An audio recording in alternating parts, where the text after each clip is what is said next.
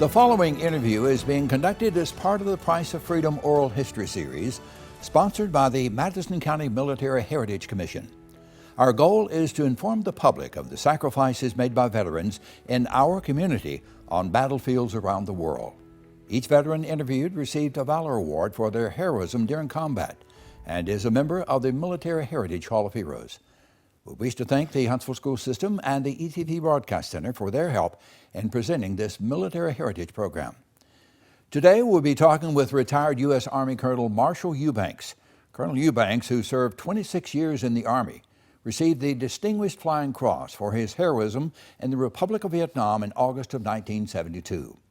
A first lieutenant at the time, Colonel Eubanks distinguished himself while serving as an aircraft commander involved in the emergency resupply of a friendly outpost that was under enemy attack. We'll have more on that mission in just a few minutes. First of all, it's a pleasure to have you with us, Marshall. Appreciate your time. Thank you, Tom. Thanks for having me. Good to see you. Now, it's we always like to talk about where the guest is from, and you're a Mississippi native, right? Tell us a little about. Now, you were just. Did you grow up there, or? Well, I lived there for a few years. My dad was transitioning between the Navy and the Army when I was born in 1948. Okay. So he was actually overseas, and my mom would go back to State Line, which is where she was from, and live in the old house there. So I lived there. You know, obviously I was born there, lived there for a few years, and then we'd go away on an assignment with Dad. And then when he would go overseas, and he had several overseas tours, he went to Korea, went to Burma, went to Vietnam, and we'd always go back to either State Line or to Mobile and wait for him to come back. Back then, a lot of the families didn't travel overseas with the military member. Well, tell us about, did your dad talk about why he got out of the Navy and into the Army? I mean, now, you know, one of the... Got tired of going on the ocean or something? Yeah. One of the things that I didn't do growing up was talk to him about this stuff. Really? And okay. I wished I had. He passed away when I was 18. He was in Vietnam at the time. I see. And died from pancreatitis in the field hospital. Wow. So, you know, the older we get, the more interested we are in this sort of stuff. I had 2 or 3 uncles who fought in World War II. One of them fought under Patton and was in a formation when Patton apologized to the troops. Really? Okay. After slapping that soldier. That was part of that movie, yeah? That was part of the movie. So I never got a chance to talk to those folks before they passed on. I'll say. Now, where did you finish up high school and so forth? I wound up going to 3 high schools, and I finished up my last 2 years in Woodbridge, Virginia. My dad was assigned to Fort Belvoir, Virginia. I see, okay. And where did you go to college from there? Or? Went to college at the University of Southern Mississippi in Hattiesburg, Mississippi. Started in September of '66, graduated in May of 1970, and went into the Army in September of 1970. What spurred your interest in aviation, Marshall? When I was at Southern, when I was a junior in ROTC, I found out there was a program that the ROTC had called ROTC Flight Training Program. And you could apply for it, and you had to take a couple of tests, and then if you were accepted as a senior in college, the Army would send you to a private 40-hour flight school. So I got my private pilot's license, and the commitment that you had to make to the Army was once you came in the service, you had to volunteer for flight school. So that's fine with me. So I volunteered for flight school, went to flight school. How was the training? Did you enjoy that? What was that like, first flight like, and so forth? I absolutely enjoyed the 9 months in flight school. Yeah. The first 4.5 months was at Fort Walters, Texas, where we learned to hover on a Hughes-built TH-55, and then went to Fort Rucker from there to do instruments in the Bell OH-13, which is I call it the MASH helicopter. And then we went into Huey's for tactics after that. So it was a great experience. What was the toughest thing about learning how to fly an aircraft, Marshall? It's got to be something that's tough. The hardest part about flying a helicopter is hovering the thing. Yeah. Once you can master hovering, the rest of it falls in place quite nicely, I think. Yeah. Back when I went through flight school, and even for years after that, those helicopters that you learned to hover on had a manual throttle. and that was very difficult to get that wrist action together and work that manual throttle. And there was a number of people that would wash out of flight school or get set back because they couldn't master the hovering in the time that they had to do it. Now, did you go directly to Vietnam out of your training? Yes, I graduated flight school late October '71, and November, 30 days later, I was in Vietnam. What was your first impression when you got to Vietnam? Hot, sticky. And Notable. that was in late November. Yeah. I flew into Cam Ranh Bay and was waiting for a further assignment from there, thinking I was going to be up north. And all of a sudden, I got orders. I went from Cam Ranh Bay all the way down to the Mekong Delta. Oh, even hotter down there. It was even hotter. I can imagine. Now, did you go start flying combat missions right away, or would you do some more training there in Vietnam? No, there was no training. We had an orientation flight. I think there was an IP or an instructor pilot for the unit took you up for an hour orientation ride to make sure that you were reasonably safe. Mm-hmm. And then after that, you started flying co-pilot on missions. Mm-hmm. What kind of helicopters were you flying, the Hueys? I flew the Hueys in Vietnam. Marshall, tell us about the combat action that led to you receiving the Distinguished Flying Cross in Vietnam. The second unit I was in was the 18th Aviation Company, stationed out of Can Tho on the Mekong River. Mm-hmm.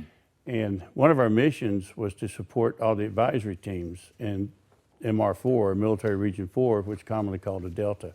Mm-hmm. And each province, which is like a state in the United States, had an advisory team. And then in the districts, they had advisors out in the small districts. We were supporting a district advisory team, and they had a little outpost, a little mud outpost out in the jungle that was under some enemy pressure and enemy attack, and they needed resupply, ammunition, food. I think we probably hauled out a couple of people out of there. Mm-hmm.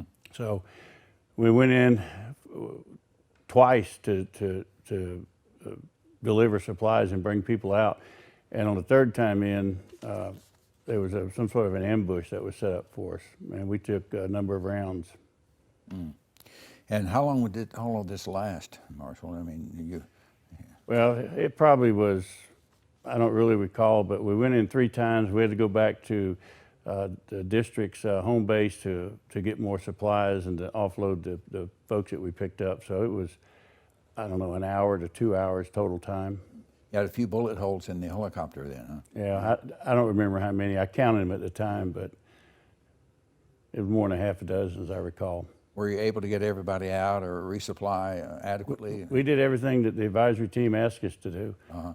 Got their ammunition, their water, their sea rations, whatever supplies they needed in there. Mm-hmm. Yeah. Those little outposts were not good places to be assigned to. I understand. How many helicopters were involved in this mission? Just mine. Yeah, okay. We were flying, at that time, we were flying single ship missions in support of the advisory team. Uh-huh. By 1972, all the combat forces had been pulled out of the Delta region. Mm-hmm. So supporting U.S. advisory teams and supporting ARVN troops in combat assaults was what we were doing. Mm-hmm. Now, you had 4 crew members, is that correct? Pilot, yes. Co-pilot, and you had a gunner or a crew chief, right? A gunner and a crew chief and a co-pilot. So every time during this, I guess, protection or helping resupply, you had to, I'm sure, crank off a few rounds to try to keep the helicopter safe, correct? Yeah, those door gunners and crew chiefs loved to fire those M60s whenever they got a chance. Uh-huh. So we used them for some suppression fire while we were going in and coming out. Uh-huh. Now, how many combat missions were you allowed to fly during your time in Vietnam? Is it just a certain amount you can fly during your tour? We didn't count the missions. We counted hours, blade hours. I see. And we would fly, from 3 to 12 blade hours a day. It just depended on what the mission was for the day. And once you got over, I think it was 110 flight hours in a month, you had to go see the flight surgeon to get permission to fly more than 130 hours a month. But normally we flew 100, 110 hours a month. And on a long day, you would have 10 or 12 or 15 takeoffs and landings to different places. And how many hours did you put in that tour? And a tour was it 13 months or what? It was 12 months. 12 months, okay. I had just over 800 hours. Okay. What concerned you the most, Marshall, while you were in Vietnam and flying these missions? I guess you'd say, what constantly is going through your mind when you're on these missions? Just the safety and security of the aircraft and the folks on the aircraft, and what your mission was going to be. If you were sling loading something, you're constantly thinking about how you're going to get that load in and get it dropped off without, something happening to the aircraft. Sometimes the advisory people would overload the aircraft. I recall one time they wanted us to take a 10 kW generator out to the field, and the generator was so heavy in the aircraft we couldn't hover, so we had to drag the skids down the runway to get enough airspeed to get off the ground. Wow. And then, of course, you'd hope you burn off enough fuel so you could land the thing safely. Yeah. So it was mostly about accomplishing the mission, supporting the organizations and the outfits and the American soldiers and the Vietnamese soldiers that were on the ground. Now, each mission, of course, you're gaining experience. Did it get harder or easier for you the more missions you flew? I think it got easier for me. Yeah. Probably getting more competent and getting more confidence, and maybe some of it was foolish confidence, but that's the way I looked at it. Yeah. Now, let's talk about stress some, Marshall. How do you handle stress when each time you go up, it's got to go through your mind that you could possibly be killed during this mission or, severely injured. What's going through your mind about stress? I think, at least for me, and I think a lot of people I know didn't think about the death part of it. It's like, it's not going to happen to me, it's going to happen to the other guy attitude. We would come back. The advantage that we had over the grunt or the guy on the ground was at the end of the day, we came back to our airfield and we slept on a cot, and we didn't sleep out in the jungle. We had a little club there that we would go drink beer and eat dinner, and we'd watch the USO shows that would come through. That would relieve some of the stress, I'm sure. Right? It did. How did your experience in combat affect your outlook on life? Did it create any problems for you, even later in life? No. I have not had any issues with it. Good. Who do you think helped prepare you the most to take the actions you did in combat? Some people, if I talk to someone that's a combat troop, on the ground, grunt, like we like to kindly say, talk about a tough sergeant, in boot camp. Who helped prepare you the most, do you think, for the job that you did in Vietnam? I think it started out with our ROTC instructors at Southern Mississippi. Back then, all land-grant colleges in the United States, at least I believe all of them, were required to have ROTC programs, and all freshmen and sophomores were required to take ROTC. But when you got it to senior ROTC, you were treated somewhat differently with the fact that Vietnam was going on, and if you didn't toe the line and pretty much do what you were asked to do in a competent manner, they would always threaten you with kicking you out of the program and take a chance with the draft board. So we had some pretty tough ROTC instructors who had Vietnam experience. They knew what we were going to face, so they helped. And the second set of people are the flight instructors I had, the IPs I had in flight school. They were very, very, very competent people and taught me very well. It stuck with you for a while. Right.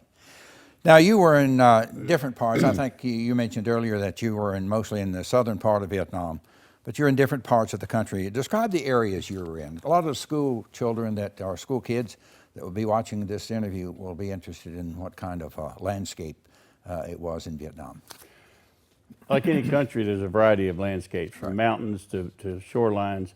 And the Mekong River is a huge river system that drains a large part of Southeast Asia, comes out of Cambodia and flows into Vietnam. And when it gets into South Vietnam, it splits into two big branches, a northern branch and a southern branch. And then there are just little tributaries off of that. So I was assigned to what was called the Mekong Delta region, and it was probably 14 or 15 provinces down there, a huge area.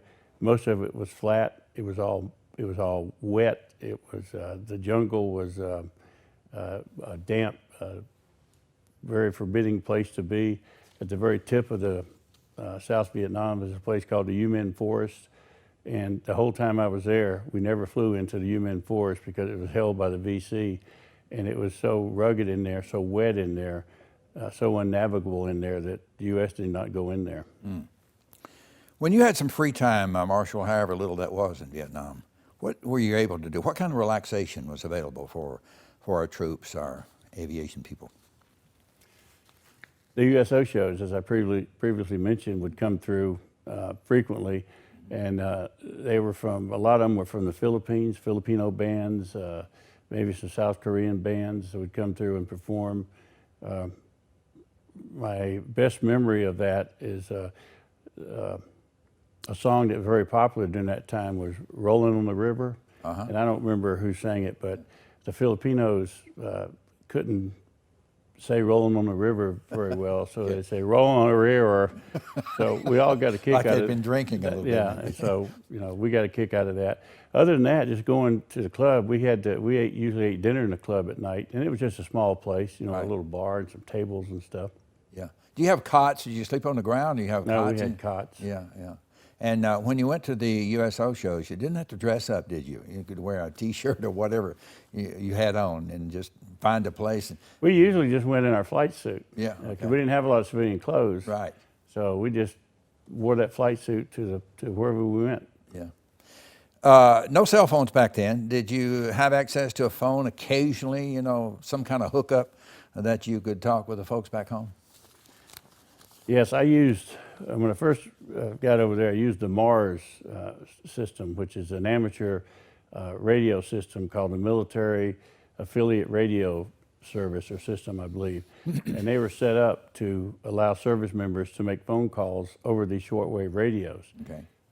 It was free to us. You had to schedule a time.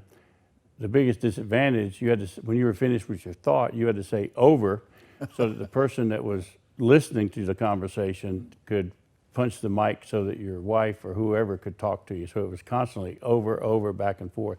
Sometimes my wife didn't catch on to that very quickly. So I found a pay system that had been set up in one of the USO facilities.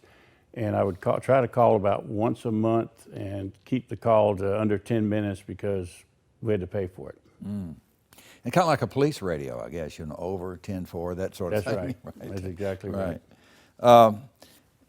Marshall, what went through your mind when you were leaving Vietnam, out of a war zone, out of harm's way? You're lifting up, I assume you flew over there, right? And lifting up off that airfield and going home. What was your thoughts?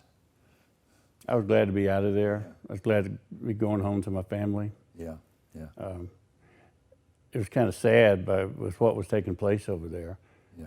The tactics that we had to use were not what we thought we should be able to use.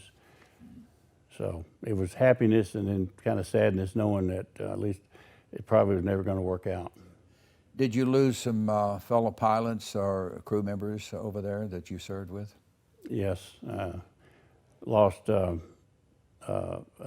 light observation helicopter one time. Mm-hmm. The pilot was on a helipad that had barbed wire all around it, and he picked up off the helipad and he went to back up in order to get a little bit of a distance to take off, and his stinger in the back of the helicopter stuck in the barbed wire. So when he pulled power, the helicopter just came over backwards on top, in a canal on top of him. And then we lost a Chinook that had 20 or 25 people on it, all the pilots and all the packs. It was shot down with an SA-7 surface-air missile in probably October of '72. What was your most serious? Were you injured? Were you wounded at all? No. While you were there? I see. Have you ever been back to Vietnam since the war, and do you have a desire to do so? No, I don't. I know a number of folks who go back on these tours. In fact, one of the members of our helicopter group is a tour guide on one of those tours, and he's taken several people from our helicopter group back on those tours, but I'm just not ready to do it. It's changed so much, I don't think I would recognize anything. Yeah. I kind of feel the same way. I have no desire to go back. Too many other places to go see and do.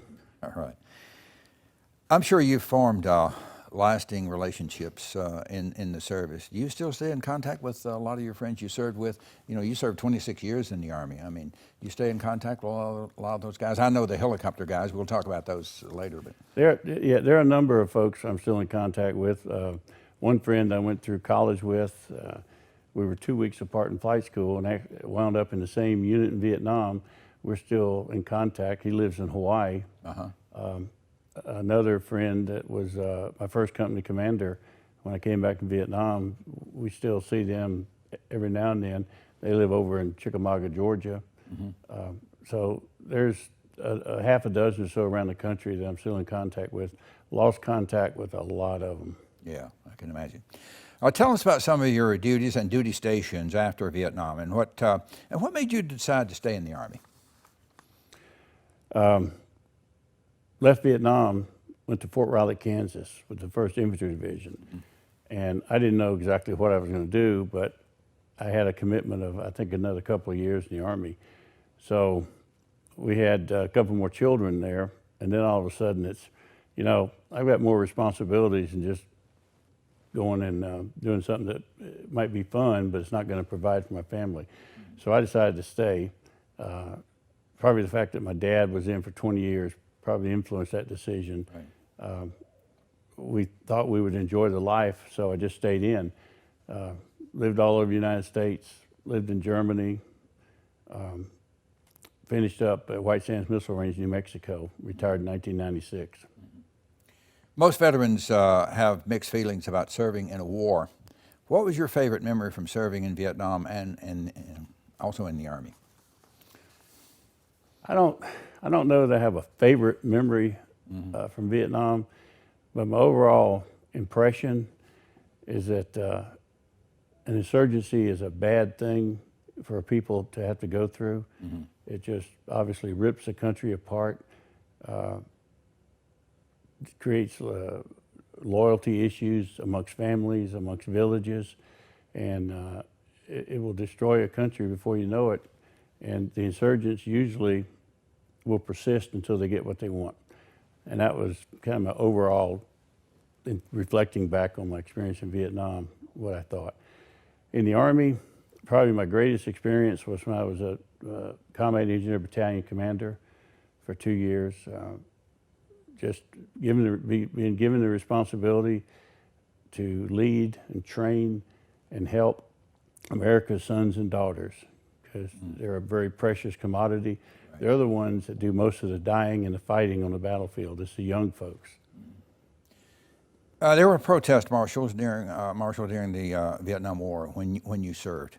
Did you ever encounter any of those protests? And if you did, how did you react to it? I don't recall any.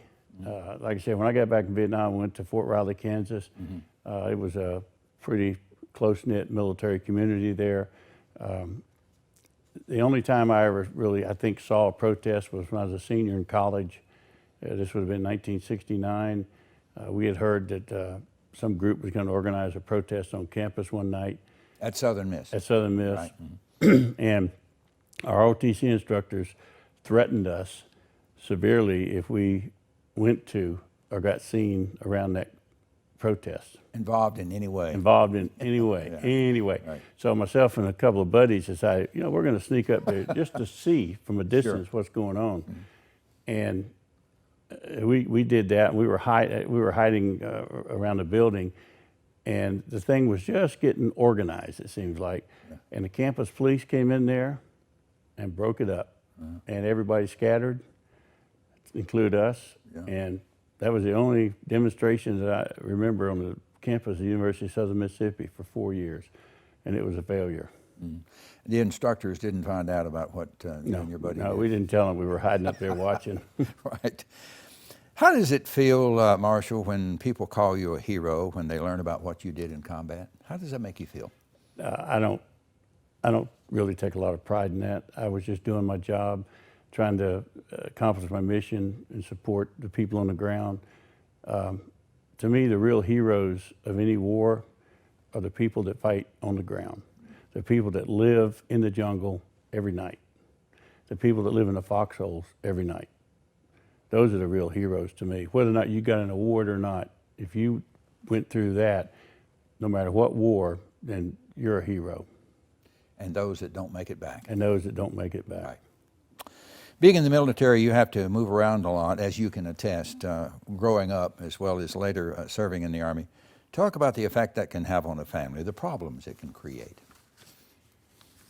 My family enjoyed the moving, they enjoyed the different experiences, they enjoyed the travel and seeing different parts of the country. The part they didn't like was changing schools all the time.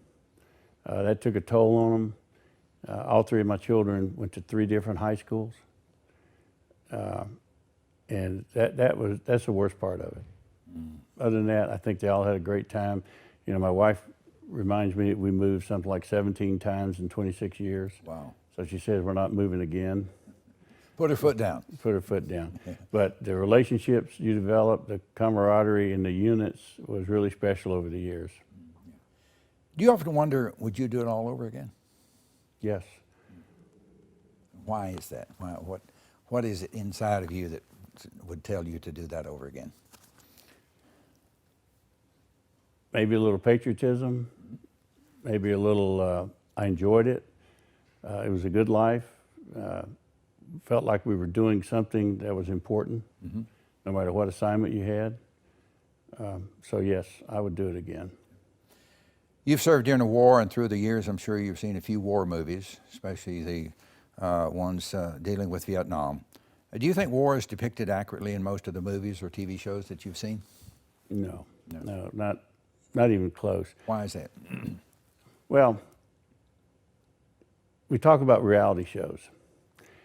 When the movie camera goes on, there is no reality. People are acting at that point in time. They're saying stuff that they might ordinarily not say. And when movies and TV shows are produced and directed, the script has to be, and the filming has to be something that's going to hold the audience's attention, and it's going to be exciting. So, you know, like the John Wayne movies, you know, I love John Wayne to death, but you know, it was a little bit of a stretch on some of the things that he did. Same goes with all the movies, like some of those anti-war movies. They were just really far out. The one that comes to mind is the one where Robert Duvall was a squadron commander and came in with his Huey helicopters and his scouts and attacked that village on the beach. And they were playing a song out of some loudspeakers they had.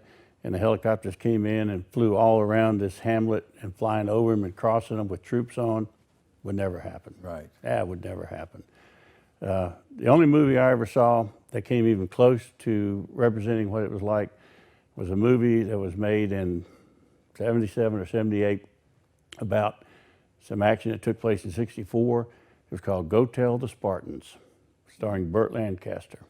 He was a head of an advisory team in one of those little districts I was talking about, and it was about what they went through in dealing with the local politics and the Viet Cong and some other things. Most accurate depiction. I see. What advice would you give to those students who may be watching this interview and considering a career in the military? What advice would you give them? I would say you need to think hard about it. You are going to, let's just say, grow up fast. You're going to learn leadership skills. You're going to learn management skills. You're going to gain competence and confidence in yourself. And whether you stay 4 years or 24 years, I believe you're going to come out a better person because of the experience. It's not all fun and games. Every day is not going to be fun, but you learn from it. At least I did. But it's not for everyone. Most people probably would say that. Would you agree? Yes, I would agree. It's not, you know, certain personalities are just probably not going to fit. And when I was in, you know, we had a way to discharge folks that just wouldn't fit, even though they had been went to a recruiter and they took the testing and they got through basic training. They just couldn't deal with it. So we had ways to get rid of them. I think the service today is trying to do a lot more to get the right people so that we're not having to get rid of so many once they get out of training and get to a unit. I agree. Marshall, how did you wind up in Huntsville? When I retired from the military in '96, I went to work for a company in Albuquerque, New Mexico. And I was doing that I've been coming up on 4 years. And I was the president of this company, and we were a little defense contractor, and I was just not having fun. I didn't enjoy going to work every day. Right. I did not enjoy the work of that. So I came home one day, and I was telling my wife, I need a stiff drink or something. And I told her, my frustrations, and she'd known about it. She said, well, why don't we just sell the house and get an RV and live in it for a while? I said, are you serious? She said, yes. Within a month, we had the house on the market. It sold like that. We bought a RV and a big truck to pull it with, and we lived in that thing for 2 years. Wow. And I went back to work in early 2001 with Defense Acquisition University. I was assigned to Fort Lee, Virginia. And shortly after that, the Defense Acquisition University decided to open a regional campus here in Huntsville. I'm going. That's close to home. I'm going to Huntsville. Yeah, right. So I got down here right after 9/11 in November 2001. Been here ever since and love it. Yeah. And you still have an RV, I understand, right? Yes, we still travel a lot. Good. All right, I want you to tell us about your family now. You mentioned your wife. I know you and your wife Sharon have been married. Is it 50 years? This coming June will be 50. Fantastic. Congratulations, by the way. Tell Thank us you. about your family. You have three children. I have 3 children. The oldest lives in Manassas Park, Virginia. Her husband works for the Treasury Department. They have 2 daughters. One of them just graduated from college and is looking for a job. So If someone's listening. if someone's listening. Right. The middle daughter lives here in Huntsville. She teaches in the Madison County school system, and her husband is a teacher in the Huntsville school system. They have 2 daughters. One of them is a freshman at Mississippi State University, and the other one is a junior in high school, plays soccer at Buckhorn. Good. The youngest is our son. He lives in Middleburg, Florida. He is in the Florida National Guard in an aviation medevac unit. He's also a full-time technician with the Guard. He spent 9.5 years on active duty, all at Fort Campbell with the 101st Air Mobile Division.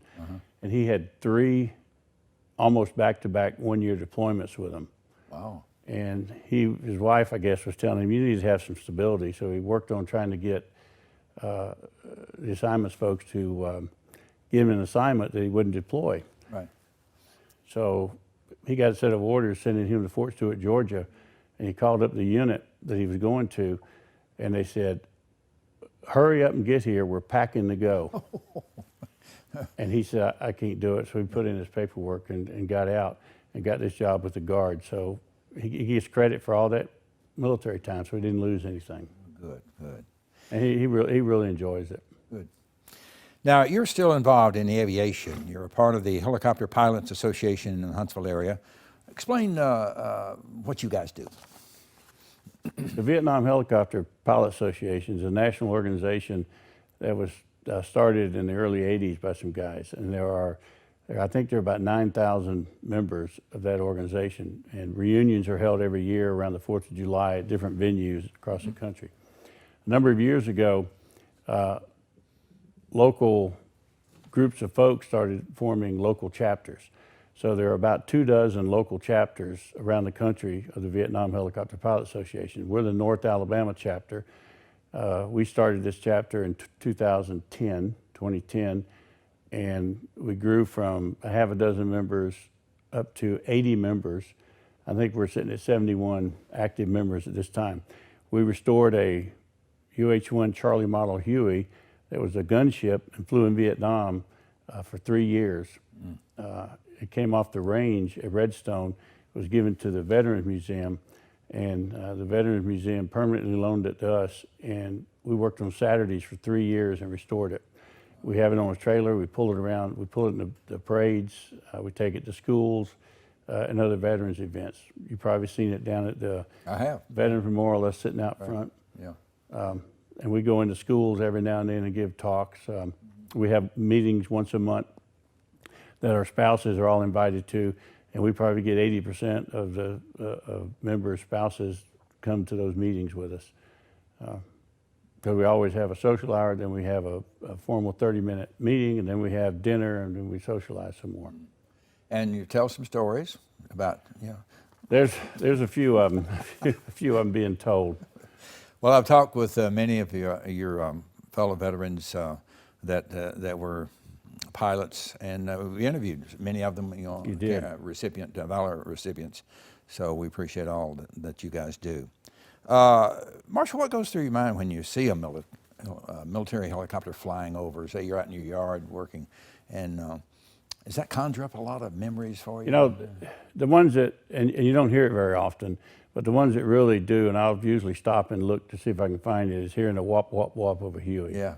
The rest of them all make different sounds, but that is a distinctive sound that I guess I'll never forget. Yeah. I don't particularly miss flying. I'm probably too old to do it. Yeah. Reflexes are probably a little bit slower, but one of the things I really enjoyed about flying was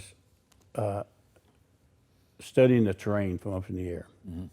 I just really enjoyed that, whether it was flying in a fixed wing or flying a commercial or in a helicopter where you just were going from point A to point B at some altitude, just studying the terrain, all the terrain features.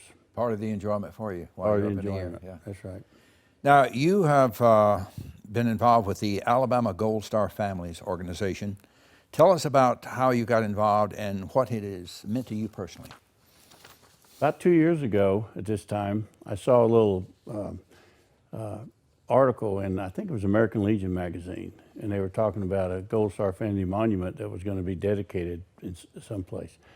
And I said, I've never heard of this. So I went and looked it up, and the oldest surviving Marine World War II Medal of Honor recipient is still alive. Well, obviously he's alive, he's surviving. Right. He's approaching 100 years old. His name is Woody Williams.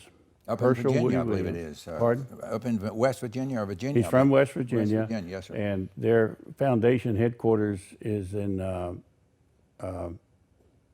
Louisville. Mm-hmm.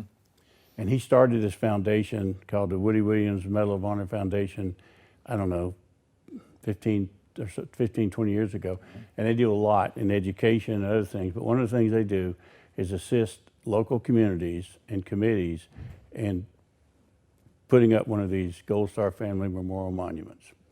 So I said, Huntsville's got to have one. So I solicited Julie Kink, Mike Sprayberry, and a couple other people, General Drolet, and John Perry, and we formed a committee, and we went after it, and it took us just over a year to get the thing installed down at the Huntsville Madison County Veterans Memorial. Mm-hmm. If you haven't seen it, it's a gorgeous monument down there, dedicated to Gold Star family members and the loved ones. Who have lost someone in service. Who have lost, right. yes. Right. Marshall, you were inducted into the Madison County Military Hall of Heroes in 2020. What did that mean to you? It was a very distinct honor. I was very proud to have been inducted, even though, as I said previously, I don't view myself as any kind of a hero or special you're person. Very deserving. I'm just one of the guys. Yeah. But I really appreciated the board accepting me into the Hall of Heroes.